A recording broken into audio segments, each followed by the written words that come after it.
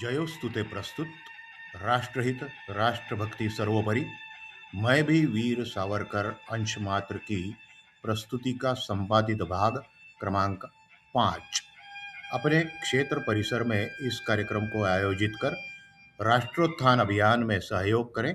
धन्यवाद। Principal manager पराग से काफी नाराज होते हैं और मुझे हॉस्टल से निकाल दिया जाता है। मैं हॉस्टल के जिस कमरे में रहता हूँ वो कमरा आज भी सुरक्षित और संवर्धित रखा गया है। मेरे जन्मदिन पर 28 मई को वो कमरा खुलता है। वहाँ पर मेरी लेखन पठन की सामग्री, टेबल, एक पलंग, कुछ कपड़े और कुछ किताबें रखी हुई है। साथ में मेरा एक छोटा पुतला भी रखा है। कई लोग वहाँ पर जाते हैं 28 मई को जो सावरकर करते हैं और अपनी आदरांजलि पेश करते हैं। अच्छा लगता है। स्वतंत्रता के बाद भी मुझे याद किया जाता है। बहुत अच्छा लगता है। ये कमरा देखने का सौभाग्य मुझे भी प्राप्त हुआ। प्रिंसिपल मैनेजर पराग में नाराज होकर मुझ पर 10 रुपये का दंड लगाया।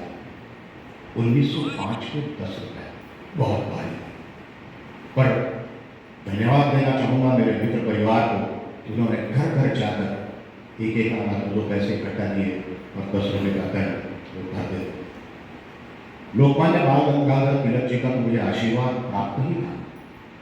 उनके माध्यम से मुझे शिष्यवृत्ति मिलती है इंग्लैंड जाने के लिए, बैरिस्टरशिप की पढ़ाई करने के लिए। इंग्लैंड श्यामजी कृष्ण वर्मा, जो जूनागढ़ और इस्लाम के कवि दीवान रहे थे, ऐसे पहले व्यक्ति जिन्होंने बार लॉ की उपाधि और एमए की उपाधि ऑक्सफोर्ड यूनिवर्सिटी, ऐसे पहले हिंदुस्तान, वहाँ पर उन्होंने इंडिया हाउस की स्थापना की थी, जो हर किसी का आसरा और खास करके हिंदुस्तान के विद्यार्थियों का सहारा बन चुका है। मैं वहाँ जाने के पूर्व विदाई का क्षण 1901 में विवाह हुआ था और 1906 में मैं लंदन जाने के लिए निकला था।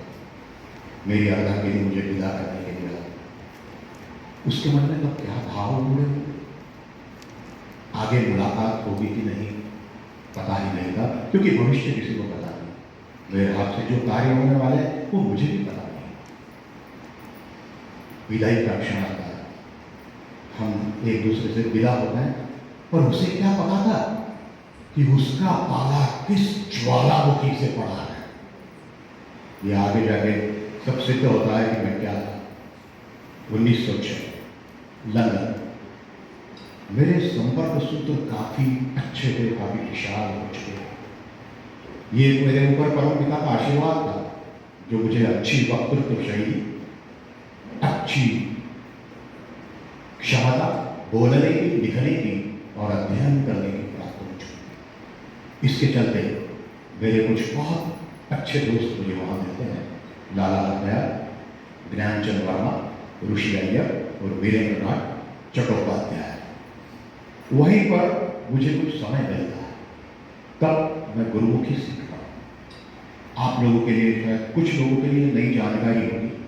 मैं गुरुमुखी सीखता हूँ और सिख धर्म का इतिहास पूरा लिखता हूँ, किताबों का अध्ययन करके, और वह इतिहास भारत में छापने के लिए भेज देता हूँ। और वो इतिहास स्वाभाविक रूप से अंग्रेजों को पता लगता है, वो इतिहास के पन्ने गायब हो जाते हैं, जो आज तक नहीं है।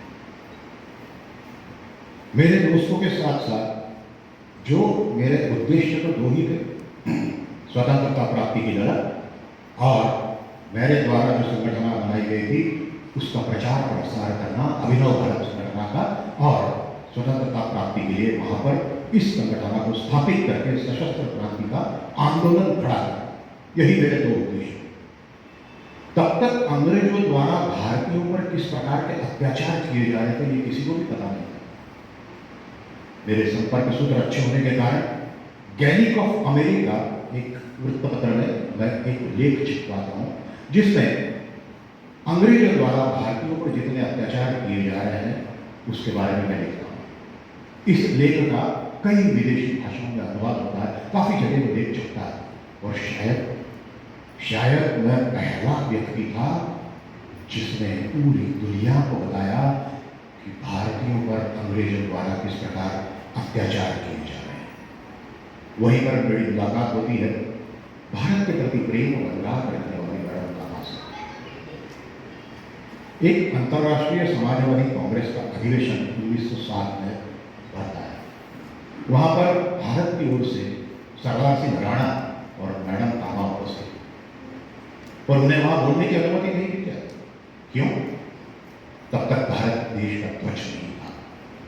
वहीं पर मैडम तामा मेरे द्वारा बनाया हुआ तिरंगा, जिसके ऊपर वंदे मातरम लिखा हुआ था, वो प्रस्तुत करके उसे बोलने की अनुमति मिलती है और अपने उद्बोधन में मैडम तामा पूरे सभागृह को जीत लेती है और फिर से अंग्रेजों द्वारा किए हुए अत्याचार पूरी दुनिया को मालूम पड़ता है। मेरे संपर्क सूत्र का एक और घटना, किसी तरह मैं वहां पर ब्राउनिंग रिवॉल्वर इकट्ठा कर लिया। अब ये ब्राउनिंग रिवॉल्वर भारत कैसे भेजा? अहम प्रश्न था। एक इटालियन महिला मेरे संपर्क में आई, मैं उससे निवेदन करता हूँ, वो तैयार नहीं हो जाती। बड़ी किताबें लेते हैं हम, मोटी किताबें, उसके बीच वाले पन्नों को काट कर बंदूक की आकार का पन्ने निकाल देते हैं, उसमें बंदूक छिपा दें, कारतूस छिपा दें और फिर उस इटालियन महिला के हाथों ये सब ब्राउनिंग रिवॉल्वर हिंदुस्तान सकुशल पहुंचती है।